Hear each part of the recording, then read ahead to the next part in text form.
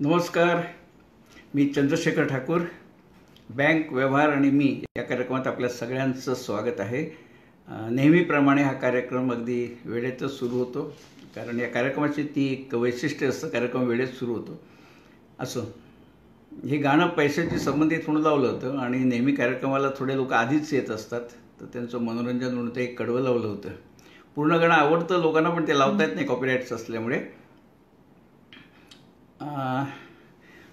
आजचा जो कार्यक्रम आहे बँक व्यवहार आणि मी, त्याचा हेतू असा आहे की बँकेचे व्यवहार करायला खूप लोक अनुत्सुक असतात. अगदी थोडीच माणसं, अगदी विशेषतः गृहिणी तर याच्यात लक्षच घालत नाही, कारण सगळीकडे असं बघितलं जातं की नवरा जिथे सांगेल तिथे फक्त सही करते गृहिणी. अगदी शिकलेल्या असतात त्या देखील, म्हणजे येत नाही असं नाही, पण तेवढं लक्ष घातलेलं असत नाही त्याच्यामध्ये. म्हणून म्हटलं हा कार्यक्रम करूया, कारण अनेक ठिकाणी महिलांसाठी हा कार्यक्रम मी करत असतो की साध्या साध्या दैनंदिन बँकिंगच्या व्यवहाराच्या गोष्टी त्या किती सोप्या आहेत त्या कार्यक्रमाद्वारे, चित्राद्वारे मी सांगत असतो.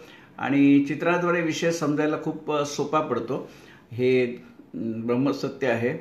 फक्त एक या कार्यक्रम बघताना पूर्णपणे मन लावून बघावं. एरवी कसं होतं, हॉलमध्ये मंडळी मन लावून बघत असतात, पण घरी असलं की थोडा एक वेगळा माहोल असतो.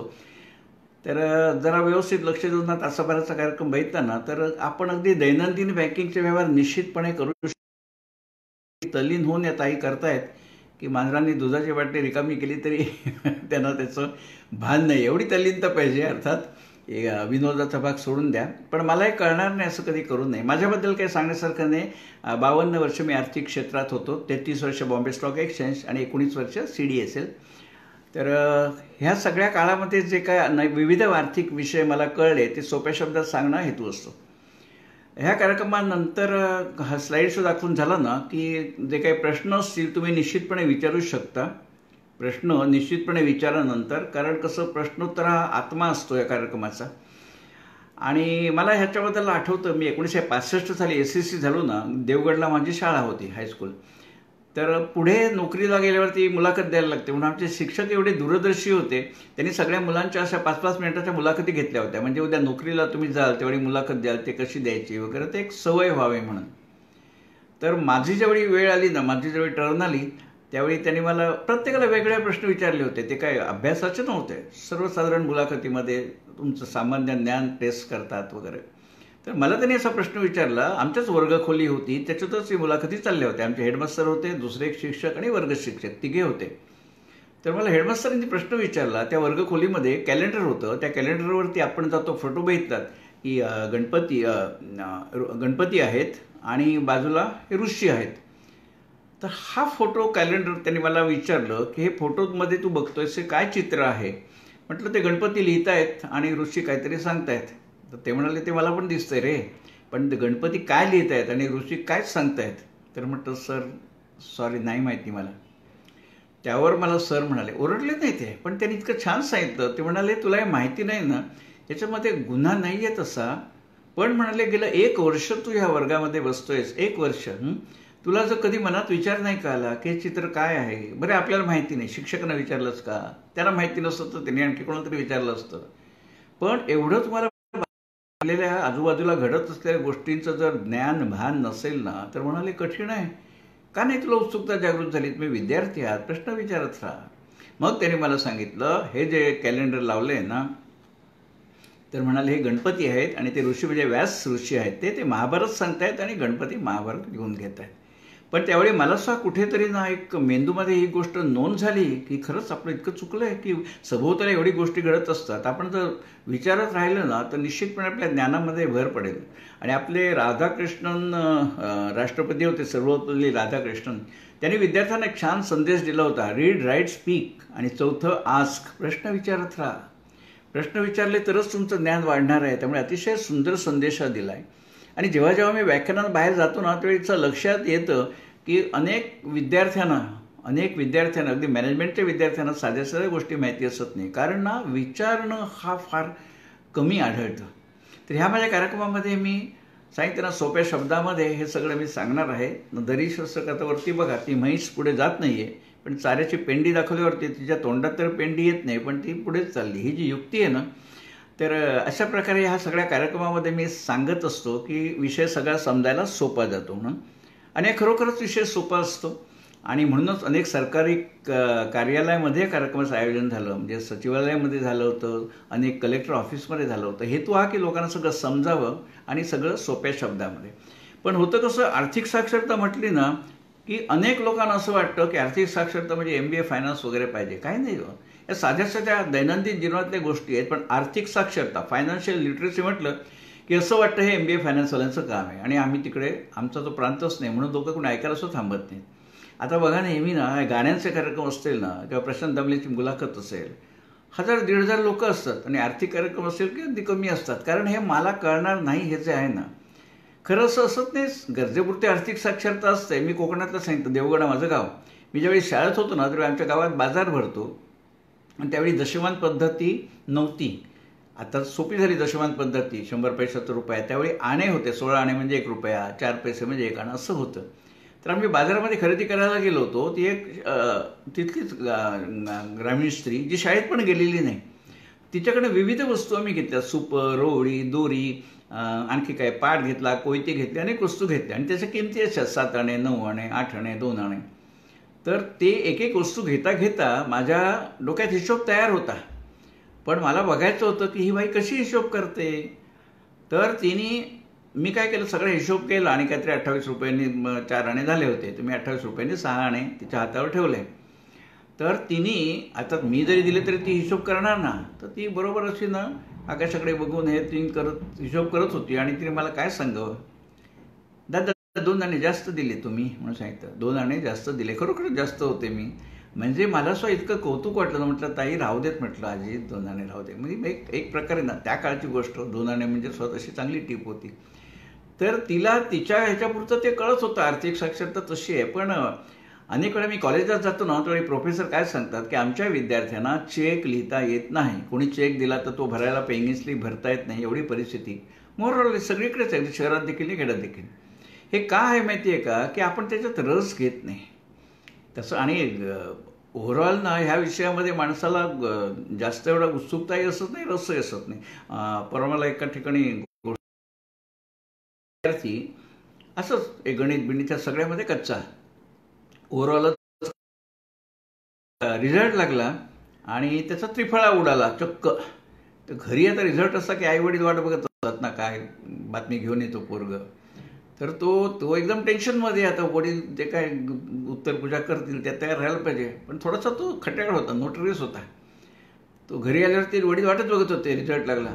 तर त्याने काय सांगितलं, वडिलांना तर म्हणाला, बाबा आज तुम्हाला मी 2 बातम्या सांगणार आहे.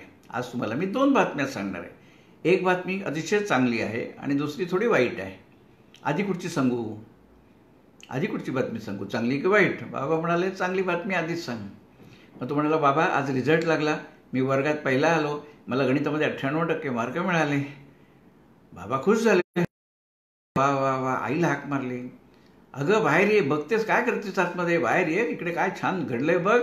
मग ती बाहेर आली आई या मुलाची. ती म्हणाली, तुला माहिती आहे का आपल्या पोराने काय मस्त प्रगती केली, 98% मार्क मिळाले, वर्गामध्ये पहिला आला, काहीतरी कर त्याच्यासाठी, गोडधोड कर, त्याला गोडाचा शिरा आवडतो ना, कर. आणि हा बाबा बायकोला म्हणजे ह्या मुलाच्या आईला सांगतात, मी तुला म्हटलं होतं ना मुलगा नाव काढणार, मुलगा माझ्या वळणावर गेला अगदी म्हणून. वडील खुश झाले. आई आत गेली शिरा करायला. तर मग म्हणाले, बाळाला खूप बरं वाटलं आज तू माझं नाव काढलंस अगदी. नेहमी कसं असतं माहिती का, असं काय चांगलं घडलं ना हुशारीचं, ते वडिलांच्यामुळे असतं. वडिलांच्या गुणावर मुलगा गेलेला असतो. आणि वाईट काही त्रुटी असेल तर ते आईचा दोष असतो, आईने संस्कार केले नाही, आईचं लक्ष नाही, असं असतं. ते सगळ्या घरात असतं. मुलगा गेला, ठीक आहे, मग ते सगळं झालं. आई गेली शिरा करायला. मग वडील म्हणाल्या मुलाला, हां आता तू दुसरी कुठची ती वाईट बातमी म्हणालास ती सांग बरं. पोरगा म्हणतो, बाबाजी पहिली बातमी सांगितली ना ती खोटी होती. पहिली बातमी खोटी होती. तात्पर्य सगळीकडेच हे असं झालेलं असतं की ह्या विषयाबद्दल ना फारशी कोणाला आस्था असत नाही. तशा प्रकारे सगळीकडे कार्यक्रम होत असतात आणि हे सगळं खूप सोपं आहे. मी ना सोप्या शब्दात सांगतो, चित्राद्वारे सांगतो. आता हे नोटाबंदीवर मी हाचा विषय नाही आहे, पण व्यवहारामध्ये सांगतोय किती सोपं आहे ते. आता मी ना नोकरीनिमित्ताने 52 वर्षे मी बॉम्बे स्टॉक एक्सचेंज आणि CDSAला नोकरी केली. म्हणजे दौरे असतात भाषणांसाठी, असेच आर्थिक विषय, साक्षरता विषय. तर समजा मी काय करायचो, दौऱ्यावर गेलो ना की घरी कायम मी साधारणपणे 15,000 रुपये रोख ठेवून देत असे. कारण असं आहे की आणीबाणी निघाली, घरात काही अडचण आली तर बायको कुठे धावपळ करेल. 15,000 रुपये ठेवून देत असे अडीअडचणीला. आता ते बँकेत नसल्यामुळे, घरी असल्यामुळे माझं व्याज त्याच्यावर मिळत नसेल, जाऊ देत, पण प्रत्येक वेळी व्याज बघायचं नसतं ना, प्रत्येक वेळी व्याज बघायचं नसतं.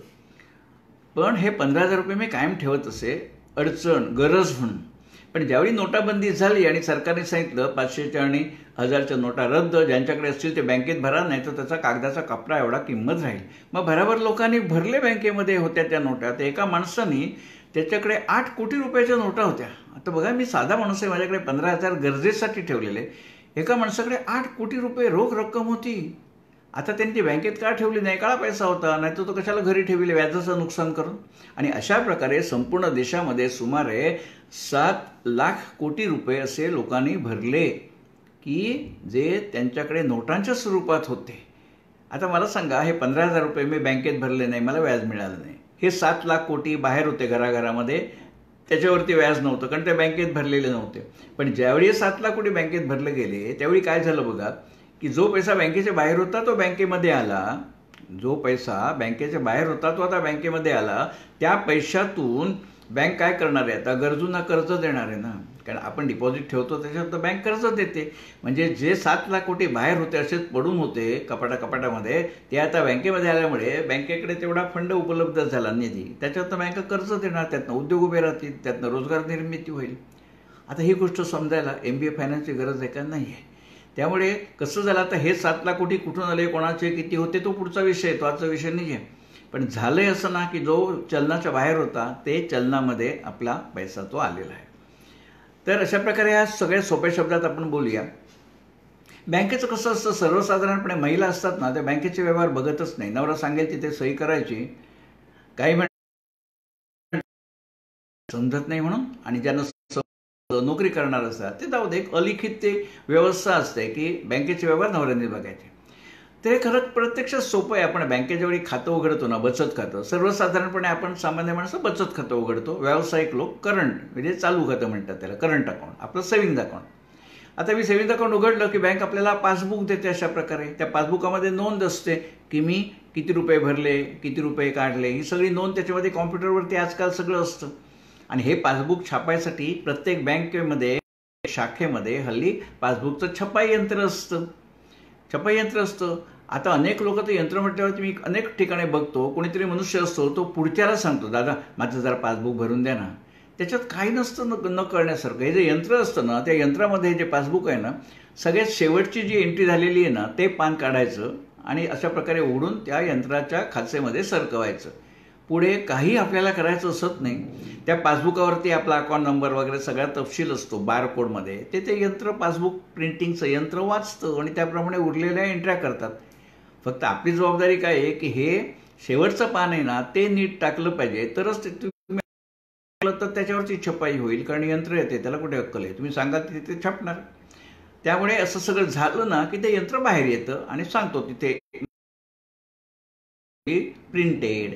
आता सुरुवातीला तुम्ही पासबुक ह्याच्यात घालताना या यंत्रामध्ये, त्यावेळी काय होतं, तिथे तो आणखी एक प्रश्न विचारतो, तुम्हाला भाषा कुठची पाहिजे, मराठी, हिंदी, इंग्लिश. तुम्हाला पाहिजे ते नुसतं बोट दाबलं ना त्याच्यावरती, इंग्लिशवर दाबा, मराठीवर दाबा, की मग तो तुम्हाला मेसेज देत राहतो, पासबुकची नोंदणी चालू आहे, पासबुकचं व्हेरिफिकेशन चालू आहे, डेटा मला मिळतो आहे, डेटा छापाईचं काम चालू आहे. आणि ते झालं की मध्येच पान संपलं की पुन्हा ते बाहेर येतं आणि मेसेज येतो की दुसरं पान पृष्ठ पलटा, म्हणजे तुम्ही हातात घ्या पासबुक, नवीन पान पलटा, पुन्हा टाका. हे सगळे मेसेज येत असतात, ते आपल्याला समजणारे असतात, मराठी, हिंदी, इंग्लिश. तुम्ही भाषा निवडालतो आणि सगळं झालं की येतं की पासबुक झालं. तर तात्पर्य हे करायसाठी कोणाला द्यायची गरज नाहीये. अतिशय सगळा सोपा आहे विषय हा. आता होतं कसं, आपण बँकेमध्ये खातं उघडलं ना की बँक आपल्याला चेकबुक देते पहिली गोष्ट. कारण आपण जर कोणाला पैसे द्यायचे असतील आपल्या बँक खात्यातून तर आपल्याला चेकद्वारे आपण पैसे देत असतो. किंवा स्वतःसाठी काढायचे झाले तर बँकेत जातो, हा चेक लिहितो आणि बँकेतनं पैसे आपण घेतो, रोख रक्कम. पण कोणाला पैसे द्यायचे असतील तर आपण सर्वसाधारणपणे चेक देतो. आता बघा, हे माझं IDBI बँकेत अकाउंट आहे. मी ज्यावेळी सेव्हिंग्ज अकाउंट उघडलं IDBI बँकेत, त्याने मला चेकबुक दिला. आता माझे मित्र आहेत अरुण सावंत, त्यांना मला काही पैसे द्यायचे 3,500 रुपये. तर मी कसे देणार? चेकने देणार. आता हा जो चेक आहे ना, मगाशी मी म्हटलं ना, अनेक कॉलेजमध्ये मला हेड ऑफ द डिपार्टमेंट कॉमर्सचे सांगतात की आमच्या विद्यार्थ्यांना चेक देखील लिहिता येत नाही. कोणी चेक दिला तर तो स्लिपमध्ये भरता येत नाही. ह्याचं कारण काय माहिती आहे का, की केवळ मला तर येणार नाही हे एक कारण आणि कोणी नीट सांगितलेलं असत नाही.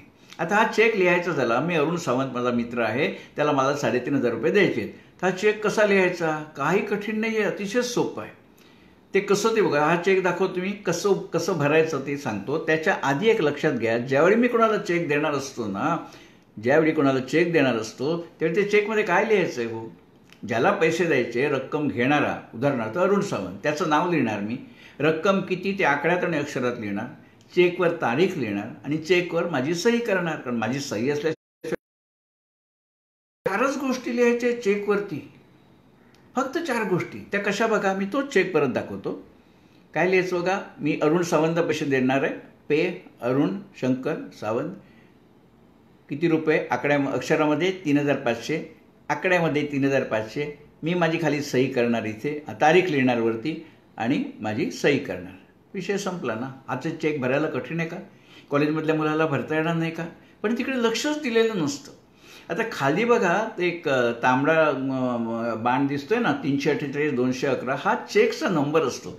मला बँकेने समजा 20 चेकचं पुस्तक दिलं ना, तर पुढच्या चेकवरती 348-212 असा नंबर असेल, त्याच्या खाली 348-213. ते जे चेकबुक असतं ते माहितीसाठी म्हणून सांगतो. आता हा चेक मी लिहायला कठीण नाही आहे, अरुण शंकर सावंत त्यांच्या हाती दिला. आता पुढचं काय करायचं ते करणार ना. पण मला सांगायचं असं की चेक लिहायला किती सोपा आहे आपण बघितला. आता हा चेक मी 3,500चा लिहिला, अरुण सावंतनं दिला. अरुण सावंत काय करणार त्या चेकचं? अरुण सावंत तो चेक त्यांच्या बँकेच्या खात्यात भरणार. आता त्याच्यात एक लक्षात घ्या, इथे वरती बघा डावीकडे कोपऱ्यामध्ये 2 रेषा, त्याला आपण म्हणतो चेक क्रॉस करणं. पेननी 2 रेषा आपण अशा समांतर लिहायच्या.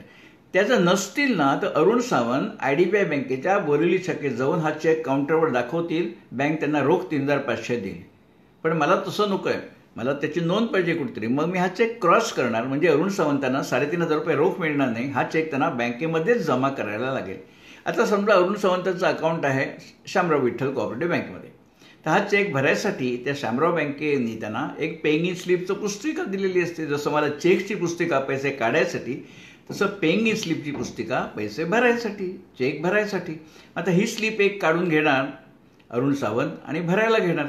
आता ही स्लिप भरल्यावरती लोकांच्या मनात काय येतं की बापरे, खूप काहीतरी गुंतागुंतीचं दिसते, हे मला कसं भरता येईल? अजिबात गुंतागुंतीचं नाही. मी पुन्हा सांगतो, चेक भरायसाठी ही जी स्लिप आहे ना, त्याच्यावर आपण काय भरायचं असतो एवढंच. खातेदाराचं नाव, म्हणजे आता अरुण सावंत, ते आपलं नाव लिहितील, त्यांचं बचत खात्याचा नंबर लिहितील, पेइंग इन स्लिपवर तारीख लिहितील, मी जो चेक दिलाय त्या चेकचा तपशील लिहितील, म्हणजे कुठच्या बँकेचा चेक, चेक नंबर काय, रक्कम 3,500 आकड्यात अक्षरात, आणि सही करतील, झालं. मग हेच जे स्लिपमध्ये भरायचं ते आपण बघूया ना कसं भरायचं ते. ही स्लिप आहे. अरुण सावंतांनी काय केलं, हातात चेक घेतलाय मी त्यांना दिलेला. स्लिपवर काय लिहिलं, नाव त्यांचं स्वतःचं, कारण त्यांचं खातं SVC शामराव बँकेत आहे. स्लिपवर स्वतःचं नाव लिहिलं, त्यांचा अकाउंट नंबर शामराव बँकेत जो काय अकाउंट नंबर आहे तो पासबुकात लिहिलेला असतो, तो इथे त्याने लिहिला. आता तारीख लिहिली. आता मी त्यांना समजा 21 तारखेला चेक दिला होता, त्यांनी 2 दिवसांनी भरतील, 4 दिवसांनी भरतील, 8 दिवसांनी भरतील, पण तो 3 महिन्याच्या आत भरायला लागतो. कारण 3 महिने झाले की चेकची मुदत संपते, मग तो चेक पास होणार नाही, तो रिटर्न होणार. पण एवढं कोणी थांबत नाही. तर तारीख लिहिली स्लिपवरती. आता चेकचा तपशील, मी त्यांना चेक कुठचा दिला आहे, IDBI बँक बोरिवली ईस्ट, ते इथे लिहिलं आहे बघा. शहर मुंबई, चेकचा नंबर मग कशी दाखवलं ना, तांबडा बाण होता, तो तिथे ते लिहिणार, जो काय नंबर मी त्यांना दिलेला आहे चेकवर असेल तो. रक्कम लिहिणार 3,500 आकड्यामध्ये अक्षरामध्ये, आणि अरुण सावंत स्वतःची सही करतील, झालं ना. आता ही स्लिप भरायला काय कठीण आहे? बाकीचा जो तपशील आहे ना, तो तपशील विचारातही घेऊ नका तुम्ही. याचं कारण तो सगळा आपल्यासाठी असत नाही, अनेक गोष्टी असतात त्या सोडून द्यायच्या. त्यामुळे केवळ बघितल्यावर जे वाटतं ना, मला भरता येणार नाही, मला भरता येणार नाही, असं काही नाही. अतिशय हे सोपं आहे सगळं. आता आणखी 2-3 गोष्टी आहेत फक्त. उदाहरणाची इथे काय लिहिले बघा, विषय असं लक्षात घ्या, हे जे अरुण सावंत आहेत ना, त्यांचं सेव्हिंग खातं शामराव विठ्ठल कोऑपरेटिव्ह बँकेच्या नाशिक शाखेत आहे. म्हणून तिथे काय कॉलम आहे बघा, my account is with Nashik branch. म्हणजे अरुण सावंत SVC बँकेत सांगतायत की हा जो चेक भरतोय ते माझं खातं नाशिक शाखेमध्ये आहे, पण मी हा चेक भरतोय मात्र बोरिवली शाखेत. का? मी नाशिकहून मुंबईला आलोय काही कामानिमित्त, तर जरुरी नाही की माझा चेक मी नाशिक शाखेतच भरावा, कुठेही भरू शकतो, कारण कोअर बँकिंग असतं. कुठच्याही शाखेत खातं असलं तरी कुठच्याही शाखेतनं व्यवहार होतो. त्यामुळे बोरिवली शाखेत जाऊन तिथे स्लिप ते भरू शकतात आणि अकाउंट कुठे ते लिहिणार ते. आता हे तुम्हाला मी तांबडं का दाखवलं माहिती आहे का, जरा लक्ष घ्या. तांबडं अशासाठी दाखवलं आहे की जर तुम्ही ते भरलं नाहीत, जर हे अकाउंट कुठे आहे आणि कुठे भरतोय हा तपशील भरला नाही तरी चालण्यासारखं असतं. कारण हा जो अकाउंट नंबर असतो ना मोठा 15 आकड्याचा, त्या अकाउंट नंबरवरून बँकेला कळतं की ह्या माणसाचं खातं कुठे येते, कारण त्याच्यामध्ये त्या ब्रँचचा कोड अंतर्भूत असतो. त्यामुळे नाही भरलं तरी फार बिघडत नाही, भरलं तर सोनं आणि पिवळं. आणि समजा तुम्ही राहिलं तर काय होईल, काउंटरवरचा मनुष्य सांगेल ना, इथे जरा लिहा तुमचं खातं कुठे येते, बोरिवली आणि नाशिक. आणि एक गोष्ट, तिथे मोबाईल नंबर म्हणून कॉलम असतो, तो लिहा म्हणून ते सांगतील ना. पण सांगायची गरज नाही, कॉलमला लिहिलं आहे मोबाईल नंबर, लिहा ना मोबाईल नंबर, की विषय संपला. त्यामुळे दिसलं ते कॉम्प्लिकेटेड तरी प्रत्यक्षात तसं काही नाही आहे. आणि म्हणून मी सांगितलं हे तांबडं का दाखवलं तुम्हाला मी, की ते अगदी मॅन्डेटरी म्हणजे आवश्यक असं नाही आहे, पण समजा त्यांनी सांगितलं जरा भरा म्हणून, तर ते सांगतात तो प्रेमाने. शामराव बँकेत सांगतील हे तुमचा मोबाईल नंबर लिहा हां आणि तुमचं खातं आहे ते लिहा. सांगतील पुढच्या वेळी होईल का, पण सांगायची वेळ आणायला नको. तिथे जे कॉलम लिहिले आहेत ना हे एवढंच भरायचं असतं. तर राष्ट्रीयकृत बँकेत गेले ते थोडं वेगळ्या प्रेमाने सांगतील, अरे भरा नाही बरोबर, हां दिखता नहीं क्या लिखा इधर, मोबाईल नंबर कोण लिखेगा वगैरे, असं अशा प्रेमाच्या भाषेत सांगते. ती गोष्ट वेगळी, पण एवढी वेळ येणार नाही आपल्याला. एवढे साधे साधे शब्द आहेत ना, झालं. अशा प्रकारे भरली की पुढे जे काय व्हायचं आहे ना ते बँक करणार आहे ना. म्हणजे माझ्या खात्यातनं 3500 कमी करायचे, अरुण सावंतांच्या खात्यामध्ये 3500 जमा करायचे, हे सगळे व्यवहार बँक करेल, तो आपला विषय नाही आहे. तर अशा प्रकारे हे खूप सोपं असतं.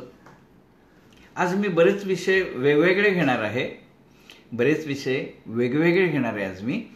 तर त्याच्यामध्ये एक आपण बघूया की आपण सर्वसाधारणपणे दुकानात जातो ना आणि काही वस्तू घेतो, त्या वस्तूवरती MRP लिहिलेली असते, मॅक्झिमम रिटेल प्राईस, कमाल विक्रीची, किरकोळ विक्रीची किंमत. आता ही मधाची बाटली आहे, त्याच्यावर लेबल ₹94.50. मित्र, याचा अर्थ असा असतो की हे जे ₹94.50 मी दुकानदाराला देणार आहे ना, त्याचा ब्रेकअप असा आहे की ₹80 ही किंमत आहे मधाची आणि ₹14.50 कर आहे सरकारने आकारलेला. त्यामुळे ज्यावेळी मी ₹94.50 दुकानदाराला देतो ना, त्यावेळी काय होतं की त्यातले ₹80 दुकानदार स्वतःकडे ठेवतो आणि ₹14.50 सरकारी ऑफिसमध्ये कराच्या रूपाने जमा करतो. तात्पुरतो भरत नाही, महिन्यानी 15 दिवसांनी जे काय असेल ते, पण ही सगळी कराची रक्कम दुकानदार भरतो सरकारकडे आणि सरकारकडे कर संकलन होतं. आता मला सांगा, हे बिल आपल्याला जे मिळतं ना त्याच्यात लिहिलेलं असतं ₹94.50, पण त्याच्यावर कर किती ते त्या वस्तूवरती अवलंबून आहे. औषध असेल तर कर कमी असेल, कापड असेल, शर्ट घेतला कर जास्त असेल. ते कराचं प्रमाण ठरलेलं असतं, पण जे काय असतं ते, तर ते बिलावरनं तेवढा कर तो सरकारकडे भरतो. पण कल्पना करा, मला जरासं सांगा, आपण घाईघाईत असतो आणि दुकानदाराला मी काय सांगतो की बाबा बिल राहू दे, बाहेर माझी स्कूटर उभी आहे, पोलिसांची गाडी स्कूटर उचलून नेल, हे ₹94 घे आणि मधाची बाटली दे, बिल नको. आता बिल मी घेतलं तरी मला तो ₹94.50 घेतो, मी बिल घेतलं नाही तरी तो माझ्याकडून ₹94.50 घेतो. मग मला याच्यात काय फरक पडतो? काही पडत नाही, पण फरक पडतो सरकारला. जर मी बिल घेतलं त्याच्याकडनं व्यवस्थित तर ते ₹14.50 सरकारकडे जमा करायचं, त्याच्यावरती उत्तरदायित्व येत आहे. पण मी जर बिल घेतलं नाही तर ते ₹80 त्याच्याकडे राहणार दुकानदाराकडे आणि ₹14.50 पण दुकानदाराकडे राहणार. म्हणजे केवढा दूरगामी परिणाम होतो बघा. जे 14.50 सरकारकडे द्यायला पाहिजे होते ते गेलेच नाही ना. का? मी बिल घेतलं नाही म्हणून. मी व्यवस्थित योग्य बिल घ्यायला पाहिजे. आणि मी आता काय म्हटलं, व्यवस्थित योग्य बिल घ्यायला पाहिजे, हे योग्य बिल नाही. आपण बाहेर ज्यावेळी जातो ना फिरायला, त्यावेळी अनेक वेळा आपण अशा धाब्यावरती जेवायला थांबतो. आता हे तुम्ही चित्र बघताय, धाबावाल्याने मला बिल दिलं किती, ₹210. हे बिल आहे का हो? कागदाचा कपटा आहे तो. कायद्याच्या भाषेमध्ये ते बिल नाही, it's the piece of paper. पण बहुसंख्य ठिकाणी अशा प्रकारेच बिलं देतात. आता ह्या बिलाचे ते तुम्ही फॅमिली गेली, तुम्ही ₹800,000 जेवलात ना तरी तो असंच बिल देणार, तो कागदाचा तुकडा आहे तो. मग मला सांगा, ह्या 210 मधले 10 पैसे देखील सरकारकडे कर रूपाने जाणार नाहीत, कारण त्याची नोंदच नाही कुठे हो. साध्या तुकड्यावरती, कागदाच्या कपड्यावर त्यांनी तुम्हाला लिहून दिलं बिल म्हणून. पण आपण घाईत म्हणण्यापेक्षा बाहेर असतो. तुम्ही सांगितलं मी देणार नाही, मला व्यवस्थित बिल दे. तू सांगेल जेवू नका, दुसरीकडे जा. आणि सगळे तसं करत असतात. ते कामत बिमत हॉटेलवाले मोठे सोडा, बाकी बहुतेक त्या ठिकाणी हाच धंदा असतो. मग अशा प्रकारे मला सांगा की जर दुकानवाले, वडापावची गाडी, हे ते छोटे छोटे सगळे लोक जर असं करायला लागले तर काय होतं? ह्या 210 मध्ये समजा 30 रुपये सरकारकडे कर जायचा आहे आणि 180 रुपये किंमत आहे अन्नाची, फूडची, राईसपेटची, ते 30 रुपये जातच नाही सरकारकडे. मग अशा प्रकारे जर कर जात नसतील तर सरकारकडे कर येणार कुठे? म्हणून सरकारकडे कर संकलन फार कमी होतं. ते जर व्यवस्थित झालं ना, तर ह्या माणसांनी जर व्यवस्थित बिल दिलं, वरती GST नंबर टाकून वगैरे, तर त्याला सक्तीने 30 रुपये सरकारकडे जमा करायलाच लागतील ना. मग सरकारकडे अशा प्रकारे व्यवस्थित कर यायला लागला ना, तर सरकार स्वतःच्या खर्चानी सगळी विकासाची कामं करेल. आज कसं होतं, सरकारकडे पैसा नसल्यामुळे सरकार कोणाला तरी सांगतं, बाबा रे हा फ्लायओव्हर बांध, हा पूल बांध, आणि पुढचे 28 वर्ष टोल वसूल करत राहा, कारण आमच्याकडे पैसा नाही आहे सरकारकडे. मग जर सरकारकडे व्यवस्थित करायचा पैसा आला ना, तर मग सरकार काय करेल? विकासाची कामं सगळी आहेत ना, ते स्वतःच्या पैशाने करेल ना. मग तुम्हाला टोलची गरजच लागणार नाही आहे. हा एक साधा विषय झाला. ह्याला MBA फायनान्सची अजिबात गरज नसते मित्रांनो. तर आता कसं होतं, हे जे कार्ड तुम्हाला मी दाखवतो ना, ते ATM कार्ड म्हणतात लोक त्याला. प्रत्यक्षात त्याला म्हणतात डेबिट कार्ड कम ATM कार्ड. ही वरती जी आहे ना, ती कार्डाची पुढची बाजू आहे आणि खाली जी आहे ती कार्डाची मागची बाजू आहे. आता पुढची बाजू कार्डाची आणि मागची बाजू, कार्ड एकच, पुढची आणि मागची बाजू. लोक ह्याला ATM कार्ड म्हणतात, पण प्रत्यक्षात त्याला डेबिट कार्ड कम ATM कार्ड, डेबिट कार्ड कम ATM कार्ड. याची 2 कामं होतात. ह्या कार्डाद्वारे आपण दुकानात जाऊन खरेदी करू शकतो, किंवा ह्या कार्ड घेऊन एखाद्या ATM यंत्राकडे गेलो की आपण रोख रक्कम काढू शकतो. त्यामुळे 2 कामं होतात, खरेदी करू शकता, ATMद्वारे पैसे काढू शकता. म्हणून त्याला म्हणतात डेबिट कार्ड कम ATM कार्ड. तुम्ही ज्यावेळी बँकेकडे अर्ज करता ना, please give me ATM card, तर ते तुम्हाला नुसतं ATM कार्ड देणार नाही, डेबिट कार्ड कम ATM कार्ड देतात. 2009 सालपर्यंत फक्त ATM कार्ड देत होते, आता ते कंपनीने देतात. आपल्याला काही फरक पडत नाही, दोन्ही कामं होतात. मग तुम्ही खरेदी करा किंवा करू नका. तर हे जे कार्ड आहे ना, सर्वसाधारणपणे ते आपण कशासाठी वापरतो माहिती का? जास्तीत जास्त आपण वापरतो ATM यंत्रातनं पैसे काढायसाठी. त्यामुळे ह्या कार्डावरती काय काय लिहिलेलं असतं ना, हे कधी आम्ही बघतच नाही, कारण आम्हाला त्याची गरज नसते.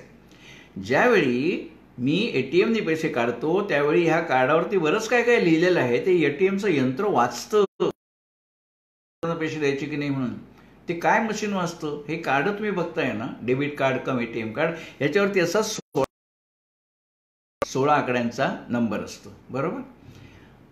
आता तुमचं कार्ड राष्ट्रीयकृत बँकेने दिलेलं असो, सहकारी बँकेने दिलेलं असो, खाजगी बँकेने दिलेलं असो, सगळ्या कार्डावरती हा 16 आकडे कार्ड नंबर असतो. एक पुन्हा सांगतो, हा नंबर लक्षात ठेवायचा नाही, केवळ माहिती म्हणून सांगतोय. लक्षात राहणं शक्य नाही. 16 आकडे माहिती म्हणून हा 16 आकडे नंबर असतो.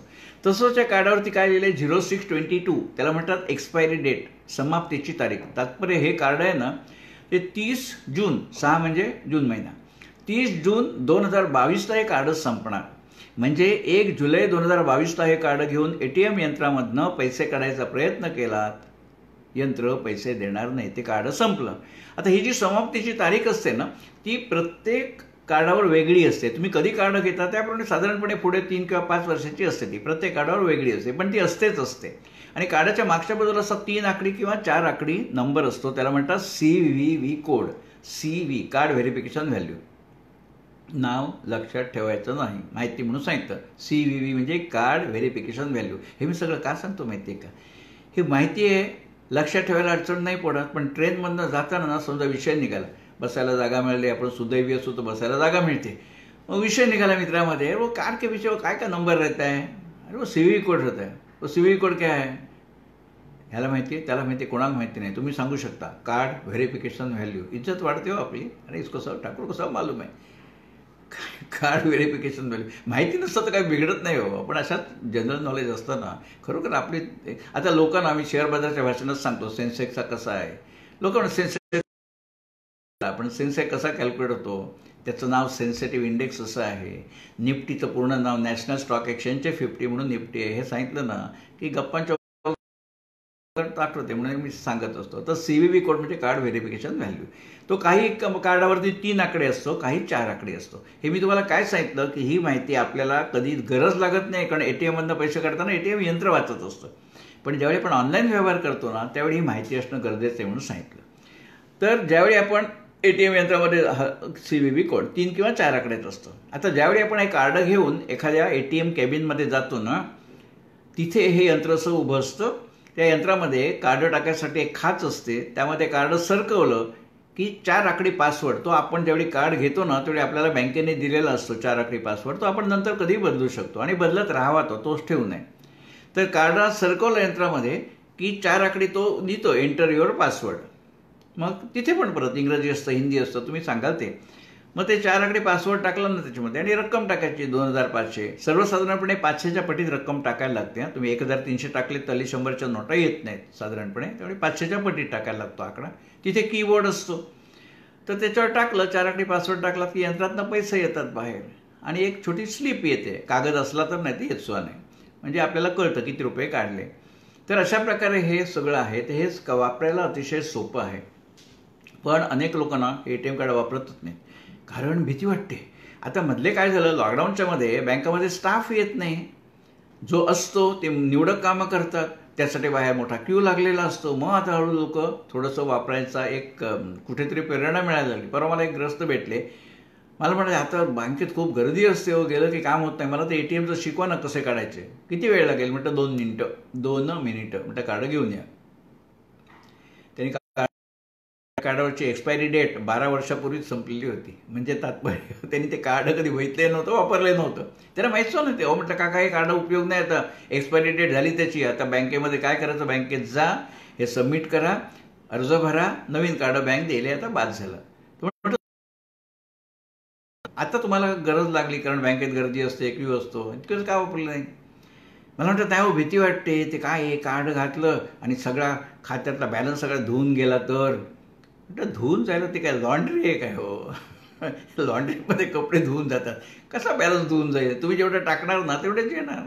असं होत नाही हो असं. पण काहीतरी अशी अनामिक भीती असते म्हणून लोक वापरत नसतात. तर ह्या कार्डाद्वारे आता तर लोक हळूहळू ते वापर करायला लागले. तर अशा यंत्रामधनं आपण काढत असतो. आता हे काय झालं मी तुम्हाला सांगितलं, डेबिट कार्ड कम ATM कार्डमध्ये एक काम म्हणजे पैसे काढणं ATM यंत्रातनं, ते कसे काढायचे सांगितलं. कार्ड सरकवायचं, 4 आकडी पासवर्ड टाकायचा, रक्कम टाकायची. पण हेच कार्ड, त्यातला जो अर्धा भाग आहे ना डेबिट कार्ड, म्हणजे कार्ड तेच, त्याचा वापर करून तुम्ही खरेदी करू शकता. आता हे जे तुम्हाला मी यंत्र दाखवलं आहे ना, त्याला म्हणतात POS यंत्र, पॉईंट ऑफ सेल. तुम्ही एक लक्षात घ्या, कापड दुकान, हॉटेल, स्टेशनरी, हे ते इलेक्ट्रॉनिक सगळ्या दुकानामध्ये आजकाल ही मशीन्स काउंटरवर ठेवलेली असतात. म्हणजे तुम्ही समजा 2500 रुपयाचं कापड घेतलं, शर्ट पॅन्ट 2500, 10,000 किती, तर तुम्ही रोख रक्कम द्यायची गरज नाही. तुमच्याकडे डेबिट कार्ड आहे ना, हे जे यंत्र असतं दुकानदाराकडे, त्याला POS यंत्र म्हणतात. त्याला एक खाच असते, त्या खाचेमध्ये ते कार्ड ठेवलं, रक्कम टाकली, तुमचा 4 आकडी पासवर्ड, तोच जो 4 आकडी पासवर्ड वापरून तुम्ही ATM मधनं पैसे काढताना तोच पासवर्ड इथे टाकायचा. की काय होतं, तुमच्या बँक खात्यातनं 2500 रुपये कमी झाले आणि दुकानदाराच्या बँक खात्यामध्ये 2500 रुपये जमा झाले. आता तुम्ही म्हणाल दुकानदाराचा बँक अकाउंट नंबर कसा कळतो कार्डाला? हे जे यंत्र तुम्ही बघताय ना, हे यंत्र दुकानदाराला त्याच्या बँकेनेच बसवून दिलेलं आहे आणि त्या यंत्रामध्ये त्या दुकानदाराच्या बँकेच्या अकाउंटचा तपशील फीड केलेला आहे. त्यामुळे तुम्ही ज्यावेळी त्या POS यंत्रामध्ये कार्ड स्वाईप करता, त्याला स्वाईप म्हणतात, स्वाईप करता, 4 आकडी पासवर्ड टाकता, रक्कम टाकता, त्यावेळी त्या क्षणाला तुमच्या बँकेच्या खात्यातनं 2500 रुपये कमी होतात, दुकानदाराच्या बँकेच्या खात्यामध्ये तेवढे जमा होतात. म्हणजे आता मला सांगा, ज्या ज्या दुकानामध्ये हे POS यंत्र आहे, तुम्हाला खिशातनं पाकिट काढायची गरज आहे? गरज नाही. कार्ड बाहेर काढा, कार्ड स्वाईप करा. आता अनेक दुकानदार थोडेसे डॅबिट असतात, ते काय करतात माहिती, ते यंत्र वरती ठेवत नाहीत, खाली ठेवतात कुठेतरी. कारण यंत्र दिसलं की माझ्यासारखा मनुष्य सांगणार ना, मी कार्ड से पेमेंट करेगा, का मी नोटा देऊ? समजा 300 रुपये बिल झालं, मी 500 रुपये दिले, 500ची नोट दिली, तुम्हाला 200 परत देणार. त्या 200च्या नोटावरती संसर्ग असेल तर, उद्या कोरोनाचे जंतू असतील, दुसरे असतील, मी का रिस्क घेऊ? म्हणजे एक तर मला 300 द्यायला पाहिजे किंवा 500 देऊन 200 परत घ्यायला लागेल. मी टाळणार ते, मी सांगेल मी कार्ड से पेमेंट करून का. ते त्यांना नको असतं म्हणून ते यंत्र बऱ्याच वेळा खाली ठेवतात. पण असतं त्यांच्याकडे, जरा नजर मारले की कळतं, नसलं तर विचारायचं ना. कारण त्यांचा कल रोखी स्वीकारण्याकडे असतो. मगाशी सांगितलं असं, रोख रक्कम घेतली की हिशोब कुठे असत नाही त्याचा, बँकेमध्ये दिसतोच कुठे ते. म्हणून आपण ग्राहक म्हणून सांगायला पाहिजे मी कार्ड पेमेंट करणार आणि किती करणं सोपं आहे आपण बघितलं आहे. तर अशा प्रकारे हे सगळे करायला खूप सोपं आहे. काही बॅरल धुवून निघत नाही, ती काही लॉन्ड्री नाही आहे. तर हे जे POS यंत्र आहे ना त्याचा वापर आता इतका वाढला आहे ना, तुम्ही रस्त्यामध्ये आणि हे झालं ना कार्ड स्वाईप केलं की तुम्हाला मेसेज येतो बँकेकडनं तुम्हाला की 300 रुपये खात्यात जमा झाले, 300-2,500 जे काय असेल ते, आणि या यंत्रात एक बिल पण येत असतं. झाला विषय. तर हे करायला किती शिक्षण लागेल, SSC सुद्धा व्हायची गरज नाही. हां, तर अशा प्रकारे हे होतं. आणि ह्याचं लोन आता एवढं वाढलं आहे ना, तुम्हाला सांगतो रस्त्यात कधी बघा कोणी पोलिसांनी थांबवलं ना एखाद्या माणसाला, सिग्नल तोडला, हेल्मेट नाही आहे, तर ते सांगतात कार्ड आहे का म्हणून, आणि त्या पोलिसाच्या हातात ते बघा ते POS यंत्र आहे छोटंसं. ही आणखी लहान होत गेली आता. त्या POS यंत्रामध्ये त्या सिग्नल मोडला ना त्याला सांगतो कार्ड आहे त्याकडे, घर याच्यामध्ये, झालं. दंड ऑन दी स्पॉट भरला जातो ना, दंड लगेच भरला जातो. मी चौकीत जाऊन भरायची गरज नाही. मी देवगडला राहतो, तुम्हाला सांगितलं ना, देवगड हापूस आहे माझं गाव. तिथे नगरपंचायत आहे, तिथे मी एकदा कार्यक्रम केला होता. तर तो ऐकल्यावरती नगरपंचायतीने हे POS यंत्र बसवून घेतलं आणि आता ते म्हणतात आमची घरपट्टीचं कलेक्शन 18% वाढलं, 18%. कारण असं की लोकांच्याकडे पैसे आहेत, त्यांना घरपट्टी भरायची, शेतसारा भरायचा आहे, पण ATM यंत्रामध्ये कडकडाट आहे. मुंबईमध्ये खूप चांगले हो, खूप चांगली परिस्थिती. आम्हाला पाणी मिळतं, भले 2 तास पण मिळतं. खेड्यामध्ये 2-2 किलोमीटरवरून पाणी आणतात. बँकेमध्ये 8-8 दिवस ATM मध्ये पैसे येत नाही. मग माणूस करणार काय? खात्यामध्ये 25,000 आहेत, पण ते ATM मध्ये नोटाने तर भरणार कुठून शेतसारा? त्यासाठी हे यंत्र बसवलंय. ते म्हणाले 18% वाढलं, कारण लोकांना भरायची इच्छा आहे, प्रामाणिक लोक. अशा प्रकारे ह्या जो सगळा विषय मी तुम्हाला सांगतो की हे लोन आता आहे ना, ह्यालाच आपण काय म्हणतो, डिजिटल पेमेंट म्हणतो ना, ते ह्यालाच म्हणतात आपण. डिजिटल जे म्हणतो ना, हा डिजिटलचाच भाग आहे, जिथे एका बँक खात्यातून दुसऱ्या बँक खात्यामध्ये पैसे जमा झाले की नाही, तुम्ही कार्ड नुसतं POS मध्ये टाकलं, तुमच्या खात्यातनं वजा झाले, दुकानदाराच्या खात्यात जमा झाले. म्हणजे इथे सगळं संगणकीकरण कॉम्प्युटरवरून झालं. इथे कागद कुठे आहे? बिल नाही, नोटा नाही, चेक नाही. यालाच म्हणतात डिजिटल. त्यामुळे डिजिटल म्हणजे काही नाही आहे मित्र. 2016 साली ज्यावेळी हे नोटाबंदी झाली आणि पहिला कार्यक्रम मी ऑल इंडिया रेडिओवरती केला होता, वनिता मंडळ आकाशवाणी, तिथे एका भगिनींनी सांगितलं माझं वय 72 आहे, मला समजेल असं सांगा. थोड्या फटकड असतील बहुतेक, कळत नाही, पण ते तो लाईव्ह कार्यक्रम असतो, थेट लोक प्रश्न विचारत असतात. मला म्हणाला मला सोपेल समजेल अशा भाषेमध्ये सांगा डिजिटल म्हणजे काय. म्हटलं ताई तुमचा प्रश्न मला आवडला. डिजिटलचा सोपा अर्थ असा, जिथे कागद नाही, पेन नाही, पेन्सिल नाही, ते डिजिटल. जिथे कागद, पेन, पेन्सिल नाही ते डिजिटल. चेक डिजिटल नाही, कारण तो कागद आहे, पेनने लिहायला लागतं. मग हे डिजिटल आहे ना, नोटा नाही. POS यंत्र डिजिटल आहे. तशा अनेक गोष्टी आहेत. तात्पर्य डिजिटल म्हणजे जिथे कागद, पेन, पेन्सिल नाही ते डिजिटल. तर असं सोपं सांगितलं की लोकांना आवडतं. मग त्या संध्याकाळी मला कार्यक्रम होता त्या दिवशी, त्या 72 वर्षाच्या आधी कार्यक्रम ऐकायला आल्या होत्या. आता हे मगाशी मी तुम्हाला सांगितलं ते काय होतं, डेबिट कार्ड होतं. डेबिट कार्ड आणि ATM कार्ड. दुसरं जे कार्ड आपल्याला बँक देते त्याला म्हणतात क्रेडिट कार्ड. दोघांमध्ये फरक काय सांगतो, क्रेडिट कार्ड आणि डेबिट कार्डमध्ये फरक काय सांगतो. मी मगाशी सांगितलं माझ्याकडे समजा दोन्ही आहेत, बँकेने सांगितलं दोन्ही घेते. व्यक्तिशः सांगतो मी क्रेडिट कार्ड आयुष्यात कधी घेतलं नाही आणि घेणार नाही, तो पुढचा विषय. पण सोय आहे, तुम्हाला बँक डेबिट कार्ड देते, क्रेडिट कार्ड देते, तुम्ही मागितलं तर. डेबिट कार्ड तुम्ही घातलं, दुकानदाराकडे गेलात, POS यंत्रात घातलं, काय झालं, तात्काळ तुमच्या खात्यातनं 2500 रुपये वजा झाले. पण हे जर कापड तुम्ही घेतलं, कपडे घेतलेत आणि क्रेडिट कार्ड दुकानदाराला दिलं तर काय होईल, त्या यंत्रातच घालायचं, तसाच पासवर्ड टाकायचा, पण तुमच्या खात्यामध्ये लगेच 2500 रुपये डेबिट होणार नाही, 15 दिवसांनी होतील. म्हणजे कापड तुम्ही घेतलं त्याचे पैसे तुमच्या वतीने बँक भरते 15 दिवसासाठी. 15 दिवसामध्ये तुम्ही जाऊन भरायच्या बँकेमध्ये. म्हणजे उधारीवरती व्यवहार करायला क्रेडिट कार्ड. म्हणून तुम्हाला सांगितलं मी आयुष्यात कधी क्रेडिट कार्ड घेतलं नाही, कारण काय होतं, तो एक लोभ होतो. आता पैसे द्यायचे आहेत नाही ना, नंतर द्यायचे आहेत ना, ही कर ती कर 15 दिवसानंतर बघू. मग बँकेत पैसे जमा नाहीत तेवढे, मग भर वगैरे करायला लागतं. आणि 1 दिवस 2 दिवस उशीर झाला ना तर साधारणपणे 30 ते 40% आसपास व्याज लागतं, ते आपल्या लक्षातही येत नाही. तात्पर्य हा घ्यायचं न घ्यायचा हा पूर्णपणे तुमचा निर्णय. पण दोघातला फरक हा आहे की डेबिट कार्डांनी ताबडतोब पैसे वजा होतात, क्रेडिट कार्डांनी 15 दिवसानंतर होत असतात. हे तुम्हाला दाखवते. कालनिर्णयामध्ये गेल्या वर्षी मी लेख लिहिला होता. कालनिर्णयाच्या मागे लेख असतात ना प्रत्येक महिन्याला, त्याच्यात लेख लिहिला होता की EMI एक जोकड. काय होतं की एक टेम्पटेशन होतं, मोह होतो, आता द्यायचे नाहीत ना, घेऊ म्हणून. पण आपण जुन्या काळातली लोक आहोत. मला वाटतं तिथे कार्यक्रम बघायला सगळ्यांचे मला चेहरे दिसत नाहीत, म्हणजे विजय राऊत पण बसले तिथे. आम्ही एकाच पिढीचे. आम्ही म्हणतो खिशात पैसे असतील तर खरेदी करेन ना, उधार मिळतं म्हणून कशाला माझी जबाबदारी वाढवून टाकेन म्हणून. ते मानसिकतेचा फरक आहे. विद्याताई पनवेलकर पण आल्यात कार्यक्रमाला, त्या माझ्या प्रत्येक कार्यक्रमाला आवर्जून हजर असतात. असो. तर अशा प्रकारे मी सांगितले की हे डेबिट कार्ड आणि क्रेडिट कार्डामध्ये हा फरक आहे. तर ह्या सगळ्या गोष्टी खूप सोप्या होत्या समजायला, न कळण्यासारखं याच्यामध्ये ना अक्षरशः काही नाही आहे. मी सांगितलं आज विशिष्ट विषय धरून मी बोलत नाही, वेगवेगळे विषय धरून बोलतोय. कदाचित ह्या कार्यक्रमाची आणखी मालिका देखील होती, कारण खूप गोष्टी बोलायच्या आहेत, त्या सगळ्या एकदम होत नाही. आपले तुकाराम महाराज आहेत ना, आपण आर्थिक नियोजन ज्याला म्हणतो ना, फायनान्शियल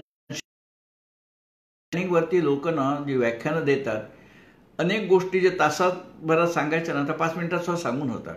मी फायनान्शियल प्लॅनिंगचं उत्तम उदाहरण म्हणजे आमचे संत तुकाराम महाराज. गेलो होतो त्याने जरा चमत्कारिक चेहऱ्याने भेटतं. फायनान्शियल प्लॅनिंगमध्ये तुकाराम महाराज काय करणार, ते तर संत होते. म्हटलं संत होते पण ते द्रष्टे होते. त्यांनी 6 शब्दात सांगितलं, 8 शब्दात.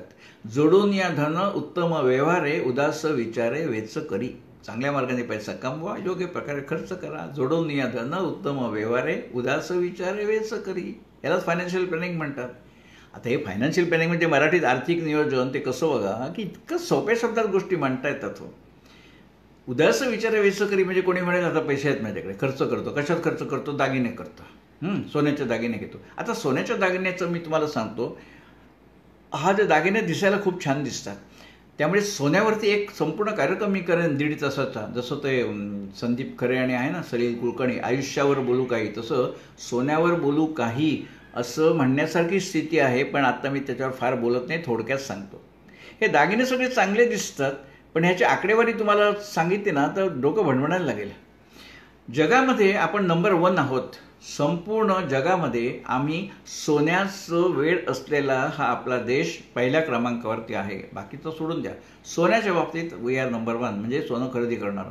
आणि हे जे सोन्याचं वेळ एवढं पराकोटीचं आहे ना, कारण मनुष्य म्हणतो गरजेला उपयोगी पडतं म्हणून सोनं घ्यायचं. मित्र, गरजेला उपयोगी पडतं म्हणून जवळचं सोनं किंवा जवळचे दागिने विकणाऱ्यांचं प्रमाण अतिशय नगण्य आहे. दागिने विकायला गेलं, घराची अब्रू गेली चव्हाट्यावर, असं होतं. त्यामुळे कोणी विकत नाही दागिने वगैरे. पण हे आपण नेहमी म्हणत असतो की सोनं गरजेला उपयोगी पडतं. ती गरज कधी होत नाही, कारण ते सोन्याचे दागिने असतात. मग ती आई असते, ती मुलाच्या सुनेच्या अंगावर घालते. सून असेल ते तिच्या सुनेच्या अंगावर घालते. आता मला मुलगा नाही, मी मुलीला देणार, माझी मुलगी तिच्या जावयाला सुनेला दे, हे असंच होत असतं. पण हे सोन्याचं वेळ एवढ्या पराकोटीचं आहे ना, तुम्हाला मी आकडेवारी सांगतो, ऐकायची नाही, सोडून द्यायची, पण ही वस्तुस्थिती आहे. 2013 साली आपण भारतीय लोकांनी जे काही सोनं खरेदी केलं ना, ते किती सोनं खरेदी केलं म्हणजे दागिन्यांच्या स्वरूपात, बिस्किटांच्या स्वरूपात 1092 मेट्रिक टन सोनं आम्ही केवळ एका वर्षात खरेदी केलं 2013ला. ही रिझर्व्ह बँकेची आकडेवारी आहे ना, ठाकूरांची नाही. आता मला सांगा, 1 मेट्रिक टन म्हणजे किती हो? आपण शिकलो शाळेत, 1000 किलोग्रॅम म्हणजे 1 टन, म्हणजे 1092 टन गुणले 1000 किलो म्हणजे 10,92,000 किलोग्राम सोनं आम्ही भारतीयांनी एका वर्षात खरेदी केलं. ही वस्तुस्थिती आहे. 10,92,000 किलोग्रॅम सोनं दागिन्यांच्या रूपाने, बिस्किटांच्या रूपाने आम्ही खरेदी केलं. आणि त्यावेळी 2013ला सोन्याचा भाव होता 10 ग्रॅमला 30,150. आता गुणाकार करा, 10,92,000 किलो म्हणजे किती ग्रॅम, 10 ग्रॅमला एवढे, तर तेवढ्या ग्रॅमला किती किती उत्तर येतं माहिती आहे? 10 ग्रॅमला 30,150 या भावाने जे सोनं आम्ही खरेदी केलं एका वर्षामध्ये 10,92,000 किलो, त्याची किंमत होते एवढी. मी नेहमी जाहीर कार्यक्रम करतो हॉलमध्ये, त्यावेळी लोकांना सांगतो, मला एक 5 सेकंदामध्ये ही रक्कम वाचून दाखवा, एक छानसं मी गिफ्ट देतो बघ, पुस्तक वगैरे काहीतरी. आजपर्यंत कोणी वाचून दाखवले नाही. 5 सेकंदामध्ये त्रास करू नका, डोक्याला मी लिहून दाखवतो. 3,29,238 कोटी रुपये ही वरची आकडा आहे ना, तो असा आहे.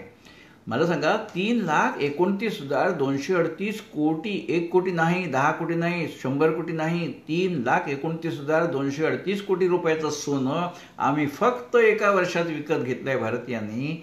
मग मला सांगा, देश गरीब आहे असं म्हणणं धाडचंच होईल. आणि सोनं कुठे पडलंय? सगळं बँकेच्या लॉकरमध्ये.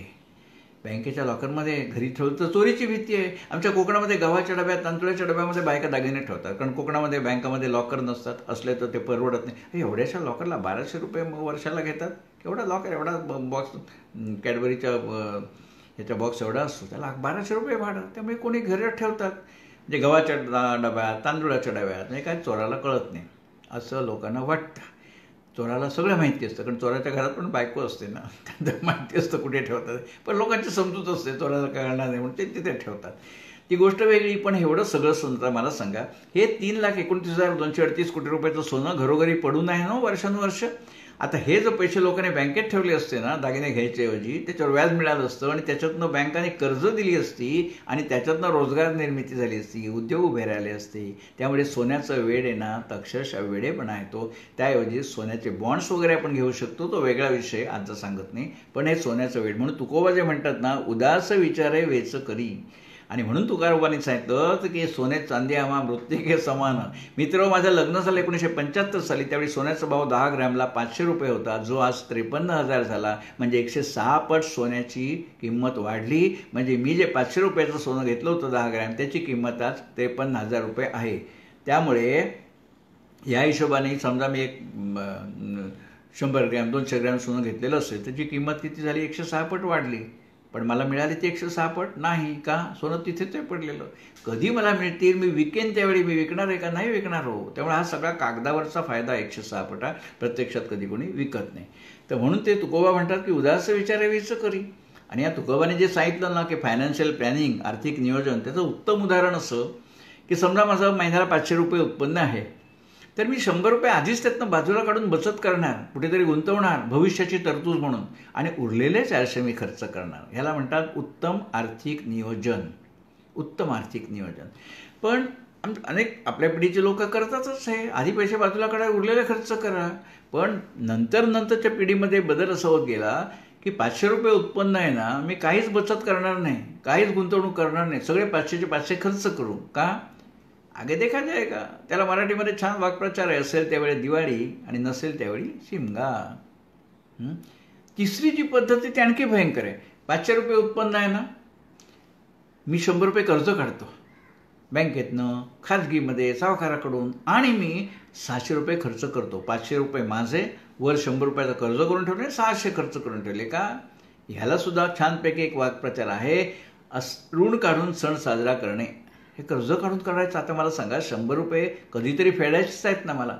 ही जी जीवन पद्धती आहे ना, ही जीवन पद्धती अतिशय खतरनाक आहे जी सध्या आहे, की कर्ज काढून मजा करायची आणि ते 100 रुपये फेडायचे ते फेडायचे, बचत काही केलेलीच नाही आहे. ही जीवन पद्धती सगळ्यात धोकादायक आहे, जी आता दुर्दैवाने आहे.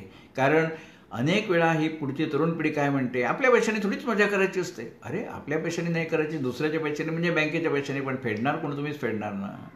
त्यामुळे काय होतं, नोकरी लागल्यावरती गाडी पाहिजे, प्रतिष्ठा, अरे त्यापेक्षा टॅक्सीने जा ना, टॅक्सीने जा. तेवढी गाडीचं काय होतं, ती किंमत कमी कमीच होत राहणार आहे शेवटी. पण हा विचार नसल्यामुळे काय होतं, स्टेटस सिम्बॉलने अनेक गोष्टी केल्या जातात. ते आर्थिक नियोजनाच्या दृष्टीने अतिशय चुकीचं आहे, हेच आमचे तुकोबा सांगतात. पण अनेक वेळा काय होतं, हे जे सगळे विषय आहे ना, तर तो समजायला खूप सोपा आहे. समजायला खूप सोपं आहे. पण होतं कसं की लोक उगीच वाटतात की मला कळणार नाही, मला कळणार नाही, आणि वस्तुस्थिती वेगळी असते. किती सोपं आहे, मी तुम्हाला आता सांगितलं किती सोपं आहे बघा, हे सगळं किती सोपं आहे. आणि अनेक वेळा असं होतं, आपण समजतो एक आणि वस्तुस्थिती वेगळी असते. मला ना तुम्हाला सांगतो, मी तुम्हाला सांगितलं, मी देवगडला आमचं एक घर आहे माझं, तिथे एक काका आहेत, त्यांचं वय 92 वर्ष आहे.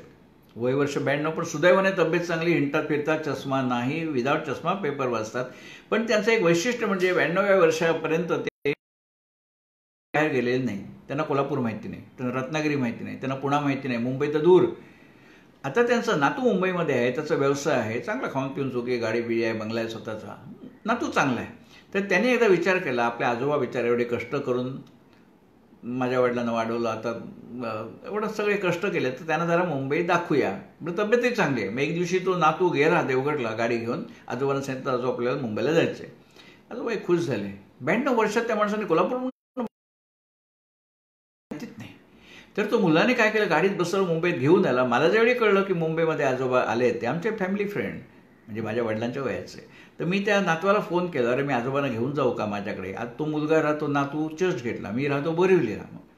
तो काही बोलला नाही. मला कळलं, to read between the line मला कळलं. त्याला असं म्हणायचं होतं की नेणार कोण, पोचवणार कोण. मी म्हटलं तू चिंता करू नको, मी काकांना घेऊन जाईन, मी आणून सोडेन, त्यांना हवं तेवढं राहतील, 2 दिवस 4 दिवस 8 दिवस, ठीक आहे म्हणा, मग काय हरकत नाही. मग एक दिवशी काय केलं, दुपारी ट्रेनमध्ये आम्ही चर्चगेटला चढलो, फर्स्ट क्लासचं तिकीट काढलं. फर्स्ट क्लासला गर्दी कमी असते, दुपारच्या वेळेत आणखी कमी.